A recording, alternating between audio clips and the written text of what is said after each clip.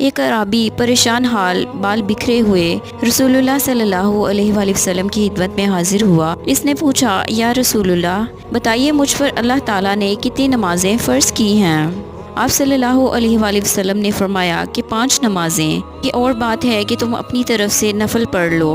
फिर इसने कहा, बताइए अल्लाह ताला ने मुझ पर रोज़े कितने फ़र्ज़ किए हैं। नबी करीम सल्लल्लाहु अलैहि वसल्लम ने फरमाया कि रमज़ान के महीने के।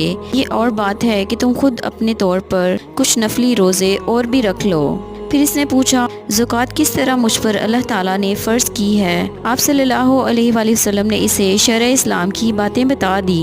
जब इस अराबी ने कहा, इस ज़ात की कसम जिसने आप सल्लल्लाहु अलैहि वसल्लम को इज़्ज़त दी, ना मैं इसमें इससे जो अल्लाह ताला ने मुझ पर फ़र्ज़ कर दिया है कुछ बढ़ाऊंगा और ना घटाऊंगा।